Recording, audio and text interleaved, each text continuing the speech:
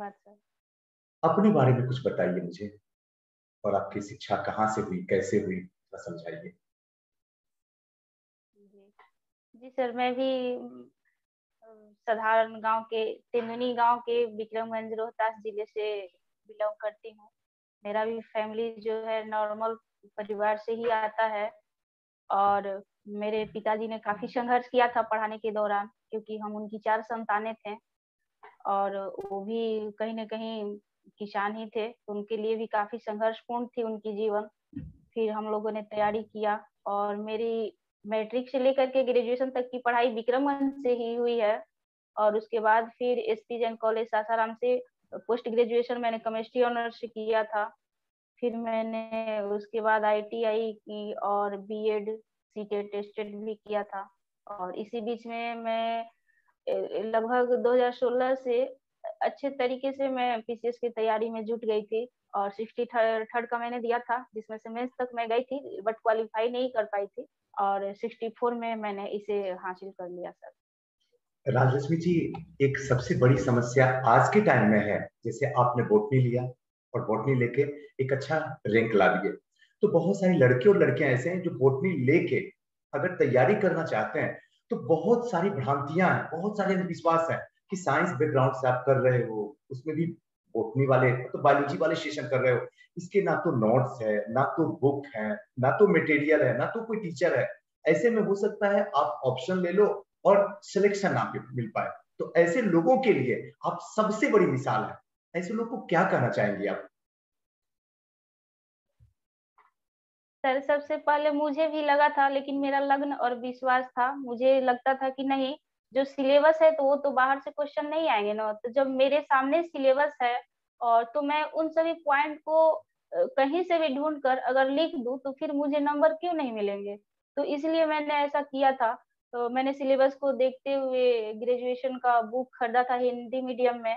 चूंकि हिंदी मीडियम में कोई पत्रिका या मटेरियल उपलब्ध नहीं थे, तो मैंने खुद का नोट्स बनाया था और उसे रिवीजन करते रहती थी। और मेरा सर ये फिर हो गया सर। कुछ बुक का नाम बताइएगा जो बोटनी में आप यूज करते थे ऑप्शन में। सर मुझे सर बुक का नाम तो याद नहीं आ रहा है, लेकिन ग्रेजुएशन का मैंने बुक खरीदा था।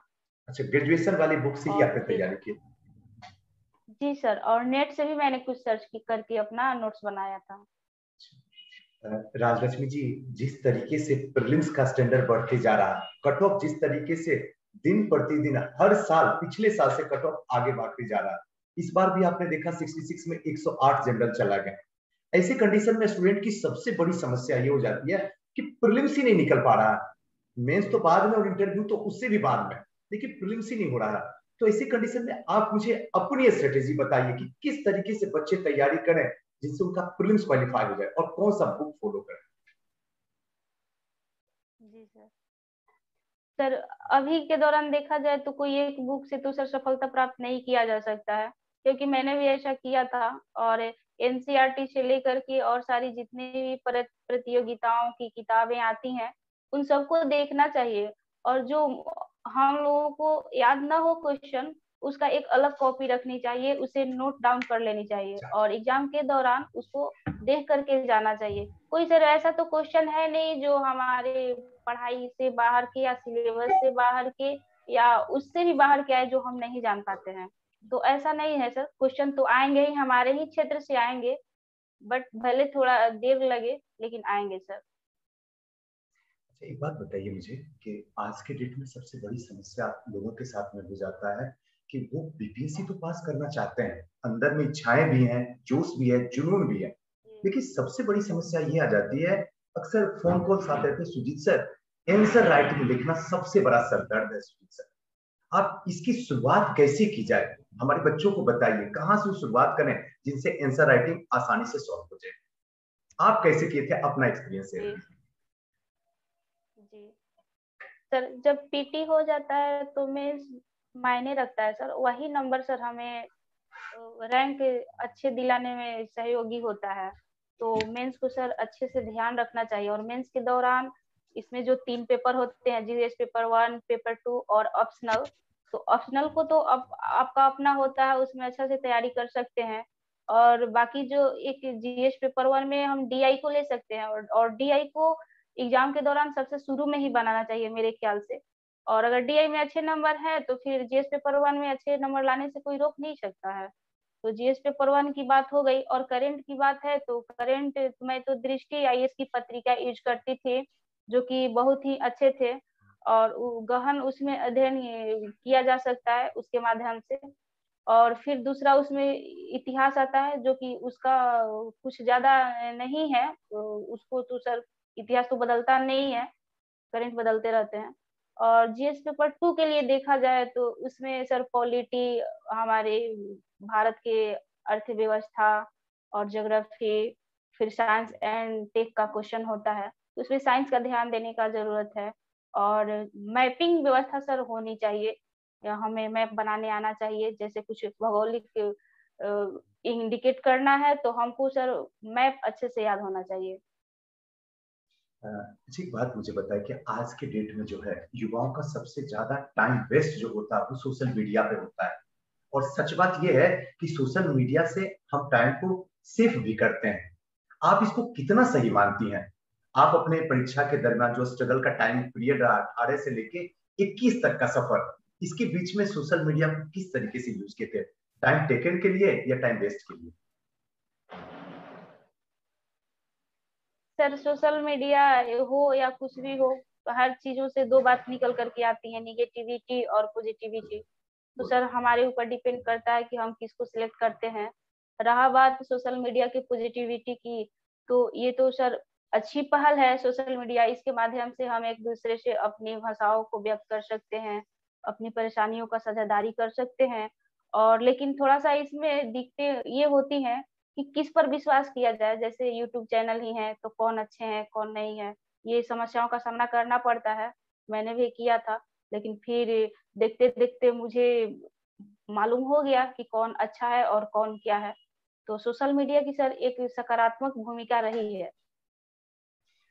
जब रिजल्ट आया उससे 1 घंटे 2 घंटे पहले तक आपके दिल के अंदर एहसास हो रहा था कि सुजीत सर मेरा सिलेक्शन हो जाएगा, या फिर लग रहा था पता नहीं होगा या ना होगा? अगर नहीं होता तो क्या करते? सर सबसे पहले तो बताना चाहती हूँ कि उस रिजल्ट से आने की जो दुविधाएं थी वो तो मैं अब बयान नहीं कर सकती, क्योंकि लगता था कि हो जाए या ना होए। उधेड़बुन में मैं थी, और एकदम अंदर से बेचैनी थी कब जल्दी से रिजल्ट आ जाए और मैं देखूं कि मेरा क्या हुआ। ऐसे मुझे विश्वास पहले था कि हो जाएगा, लेकिन कंफर्म नहीं थी कि मैं जब तक देख लूंगी तभी तो फिर मुझे संतुष्टि होगी। और फिर सर दूसरा आपने सर क्या सवाल किया था? दूसरा बोले थे कि जब अगर हो नहीं हो तो क्या करते, फिर जी तैयारी नहीं करते होता। या फिर जीविका में ही काम चला लेते? नहीं सर, मैं हार तो नहीं मानती, क्योंकि सर इतना मैंने मेहनत किया था तो इस मेहनत को बेकार तो नहीं जाने देती। और मैं उदाहरण के तौर पर बता रही हूँ कि जब से ये अभी लॉकडाउन लगा था 5 मई से, और उससे पहले मुझे कोरोना पॉजिटिव घोषित किया गया था, तो मुझे 15 दिन की छुट्टी मिली थी। इस दरमियान में मैंने 66 के लिए तैयारी शुरू कर दी थी, और इसमें मुझे ज्योग्राफी था ऑप्शनल। तो ज्योग्राफी को मैंने नोट्स बना रखा था, और बना करके रखी हूँ, यहीं पर सामने में है। और जब 5 तारीख से भी लॉकडाउन लगा था तो मैं अपना पढ़ाई जारी की थी सर, मैं छोड़ी नहीं थी। मैं ये सोच रही थी नहीं होगा तो अगली बार के लिए मैं तैयारी कर रही हूँ, लेकिन सर हार नहीं मानने वाली थी। गुड। राजलक्ष्मी जी, हमारे बहुत सारे स्टूडेंट ये इंतजार कर रहे हैं आपसे जानने के लिए कि आप पढ़ाई में कैसी थी, एवरेज या बिलो एवरेज या बहुत अच्छी एक्सलेंट? नहीं सर, मेरा मैट्रिक का देखा जाए, इंटर का देखा जाए, तो मुझे मार्क्स सर बहुत रफ मिले हुए हैं, तो मैं बता नहीं सकती हूँ। कोई जरूरी नहीं, और कोई जितना इशू मैं नहीं। पढ़ने में कमजोर थी, जी जी, और जितना मैं पढ़ने में कमजोर थी, मेरे भाई बहन हंसते थे मुझ पर, बोलते थे ये चपरासी कभी नौकरी नहीं कर पाएगी, इसलिए बोलते थे ताकि मैं पढूं और मुझ में ईर्ष्या हो और कुछ करने की लगन हो, इस वजह से करते थे। तो मैं उस समय सोचती थी कि किसी तरह मैं मैट्रिक कर जाऊं, इंटर कर जाऊं, और मुझे नहीं करना है। लेकिन फिर जैसे जैसे ग्रेजुएशन हुआ और मैं भी देखते गई, फिर उसी दौरान मैंने ये धारावाहिक देखा था, क्या अफसर बिटिया जी अफसर। टीवी पर। तो देखा था, तो मुझे उसमें वीडियो का रोल कृष्णा राज का मुझे अच्छा लगता था और मैं उसे देखती थी। और उनके जो काम करने का तरीका था, मुझे लगता था कि मैं भी अगर बन जाऊं तो मैं भी इस तरह का काम करूं। तो कहीं ना कहीं मुझे इसमें सकारात्मक सोच लाया है इसने। और फिर इसी दरमियान मेरे एक चचेरे भाई जी का भी हो गया बीपीएससी में सिलेक्शन, उनका भी इफेक्ट। और मैं सुनती थी, और टीचर भी कोई कोई थे जो तैयारी करते थे, तो इन सब से मुझे सबक सर मिला था। राजलक्ष्मी जी, आज का लास्ट क्वेश्चन जो मैं आपसे पूछने वाला हूँ, कई ऐसे युवा हमारे बिहार के किसी जिले में या छोटे से गांव में बैठे हुए हैं, उनका सपना तो होता है बीपीएससी बनने का, लेकिन कहीं ना कहीं उनका निगेटिव परिवार से, रिश्तेदार से, नातेदार से, या फिर उसके सीनियर से या टीचर से ये कह दिया जाता है तुम थोड़ी बीपीएससी टॉप करोगे या बीपीएससी क्रैक थोड़ी कर पाओगे। तो उनसे, उनके अंदर कहीं ना कहीं निगेटिव हो जाता है, या फिर कभी बोल दिया जाता है तुम गांव से हो, वहां गांव वाले लोग थोड़ी जाते हैं, आर्ट्स वाले लोग थोड़ी जाते हैं, अब तो वहां धीरे धीरे साइंस का हो गया है स्टार्टिंग, तो उसकी तैयारी करना बेवकूफी। इसको आप कहाँ तक सही मानती हैं? सर, ऐसा अक्सर मिलता है, जो हम लोगों को आलोचना का शिकार होना पड़ता है, बिहारी को लेकर भी होना पड़ता है अदर स्टेट में। लेकिन ऐसा नहीं है, देखा जाए तो बिहार वाले ही पूरे कंट्री में और कंट्री से बाहर भी छाए हुए हैं। उनकी मैथ्स अच्छी होती है, भले इंग्लिश ये थोड़ा होता है, ऐसा मैं पूरा नहीं कहती। और जहाँ से मैं बिलोंग करती हूँ, रोहतास डिस्ट्रिक्ट से, तो ये सर हमेशा एजुकेशन में अभी भी इसका जो रैंक है पहला है रोहतास का। बिल्कुल। तो ऐसा नहीं है सर, सभी जो है सभी सर अच्छे से करते हैं और कर भी सकते हैं।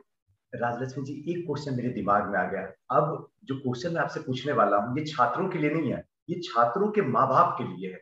जैसे आपके पापा मम्मी की चार औलाद थे, और चारों को बेहतरीन परवरिश के साथ में, जिनको जो करना था उन्होंने ईमानदारी से करके आज जो है सबको अपने अपने जगह पे सेलेक्ट करवा दिया। आज भी बिहार में बहुत ऐसे माँ बाप हैं जिनको लगता है कि पढ़ाने से बेहतर है दहेज देके उनको अलविदा कर दिया जाए। तो ऐसे माँ बाप को आप क्या बोलेंगी? सर, अगर मान लीजिए किसी को हम 2 दिन का रोटी दे दे या भोजन दे दे, तो उनका तो सर भूख हमेशा के लिए नहीं मिट पाएगा। लेकिन अगर उनको अपने पैरों पर खड़ा करा दे, तो वो किसी का मोहताज नहीं होंगे।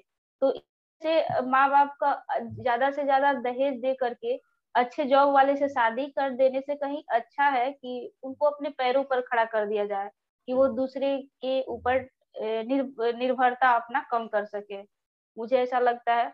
और दहेज तो सर ऐसा नहीं होना चाहिए, क्योंकि दहेज के कारण से हमारे जो सभी माता पिता हैं, सबके पास उतने पैसे नहीं होते हैं कि दे दे करके शादी कर दे, और उनका जो भुगतान होता है बेटियां करती हैं और कर भी रही हैं। ये सब सर नहीं होना चाहिए, ये सब सर परिवर्तन होना चाहिए।